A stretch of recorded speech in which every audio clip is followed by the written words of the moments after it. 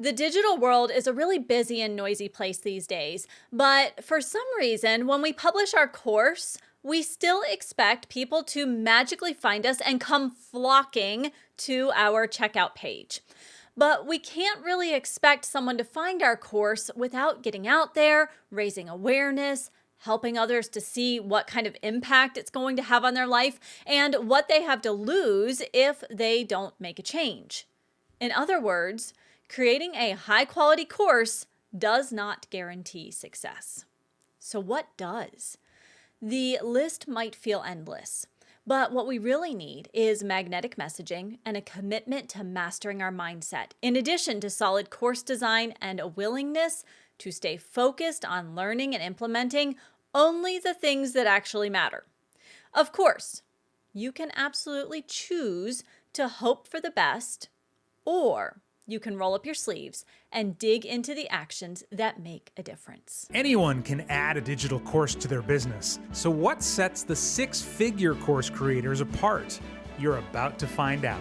Welcome to the Digital Course Creator Podcast with Dr. Maura, a longtime entrepreneur now using her PhD in psychology to help you go from sticky notes to sales worth celebrating.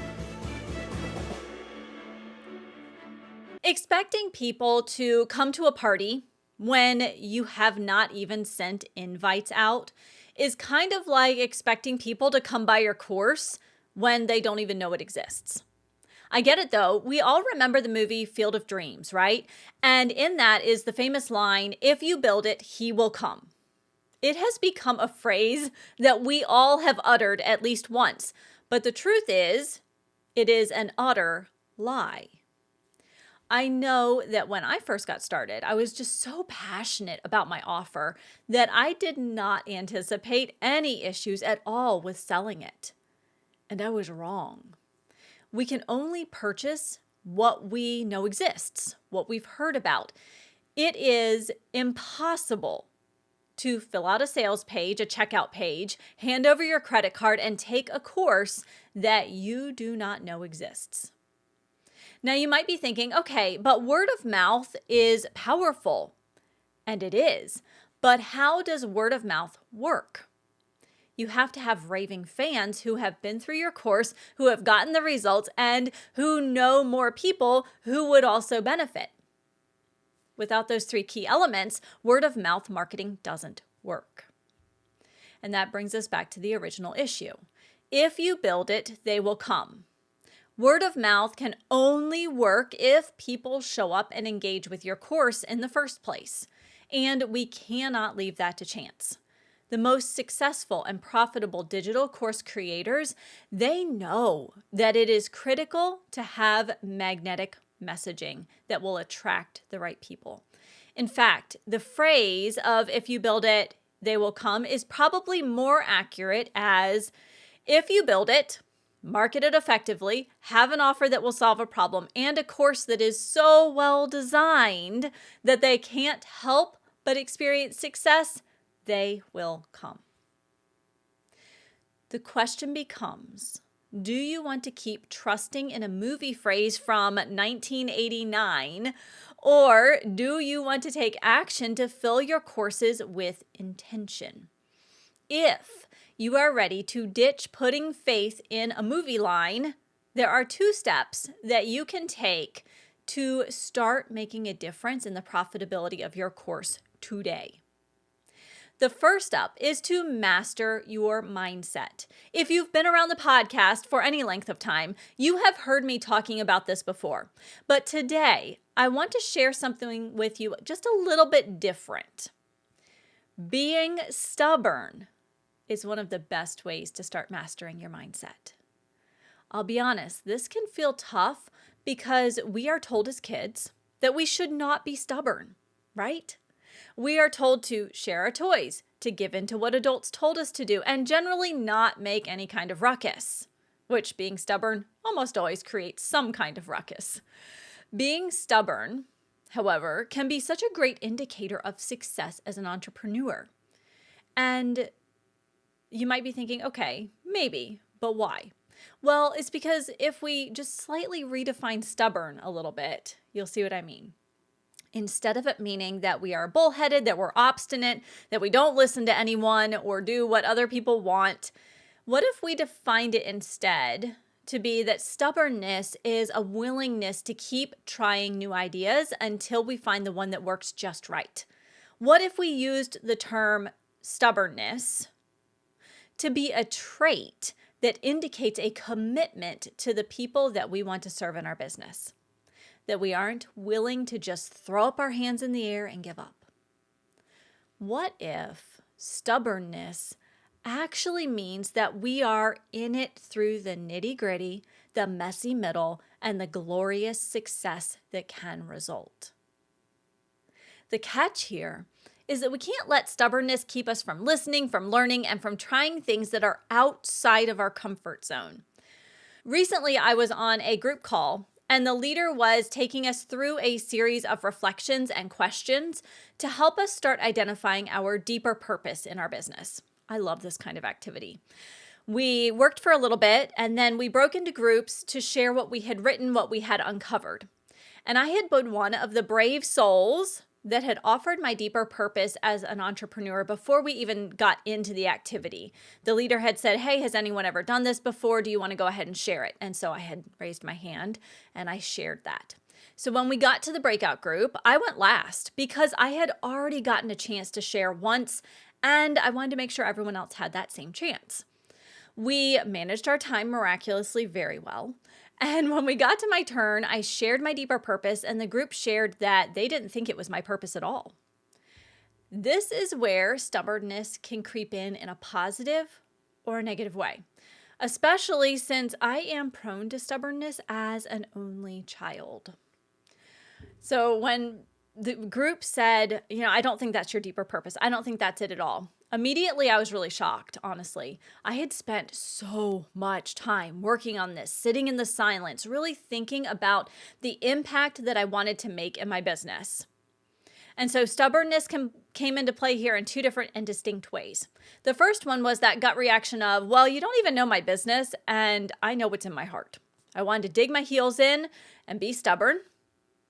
In that instant, I didn't want to learn. I didn't want to listen to what they had to say. But in addition to being stubborn, I can also recognize when I'm being stubborn in a potentially detrimental way. So I took a step back after that initial gut reaction and started asking questions. I invited some ideas. I took some notes. I was stubbornly keeping my mind open to something that maybe I missed. After that call, I went and shared my experience with my husband, and he suggested that maybe my way of communicating my purpose just didn't resonate. So keep being stubborn with what I know to be my deeper purpose, but be stubborn in keeping my mind open so that I could continue to work on the words that I was using to share my purpose.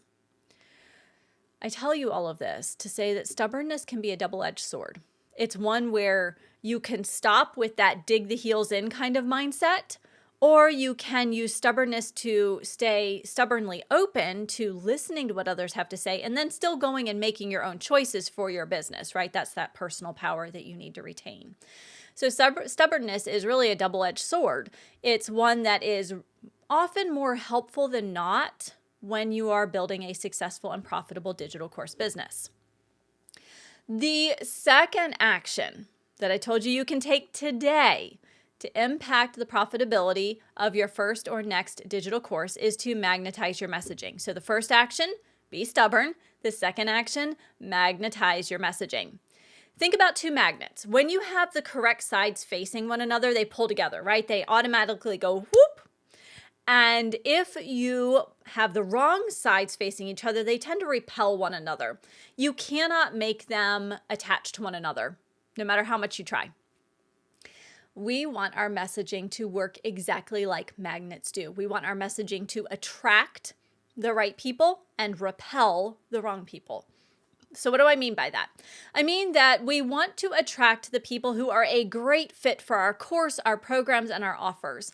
And we want to have people clicking away, unfollowing us when they aren't a good fit. The question becomes, how do we do this? How do we magnetize our messaging?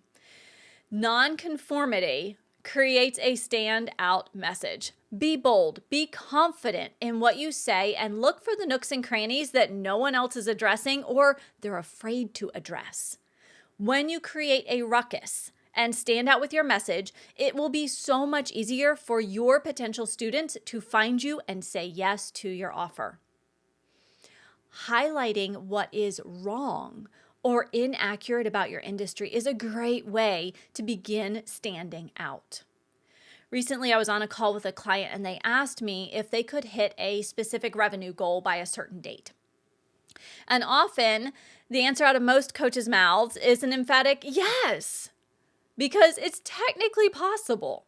And promising a certain dollar amount of success is really enticing from a coach's standpoint because you're more likely to close the sale, you're more likely to onboard a client, all of the things, right?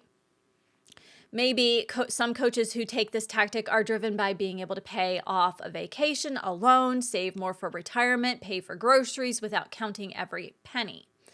But the problem is that the revenue goals that people often have are based on what 6, 7, and 8-figure experts are making. This is most assuredly not their reality, especially during the first few years of business. And there's no quick fix to get to 6 figures overnight. This plays back to being stubborn as a way to master your mindset through the messy middle of business. So when I sat on that call with the potential client, I shared that I thought it was most likely that they would meet the goal in 2 years rather than 1. I shared that I knew that didn't make it more likely that they would say yes to what I was offering them, but I felt that they deserved an honest answer.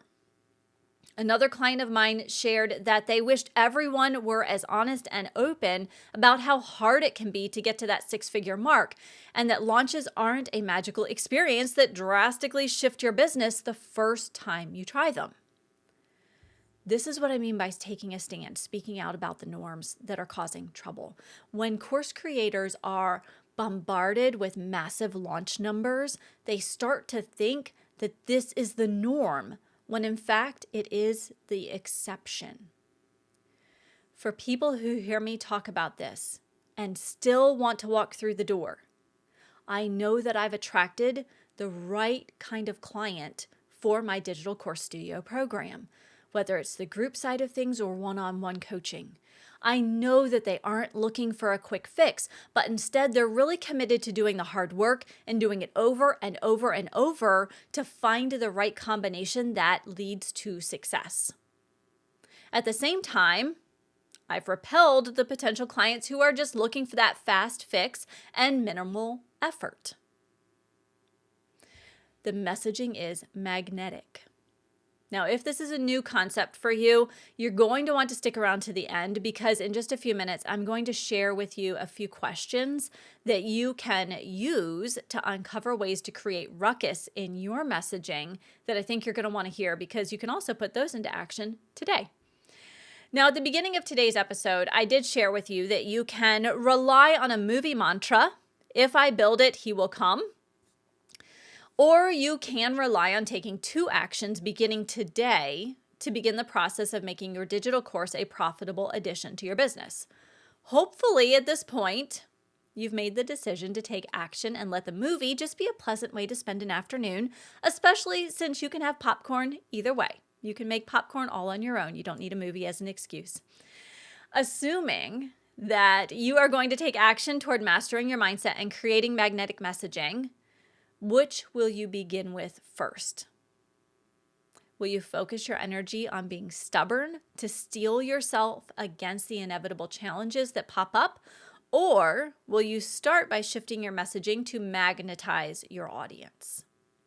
Whichever action you choose, they are both part of the process that will lead you to becoming a 6-figure course creator. But I'll be honest, mindset is probably the most important to focus on first, because it's what will keep you going in the face of challenges.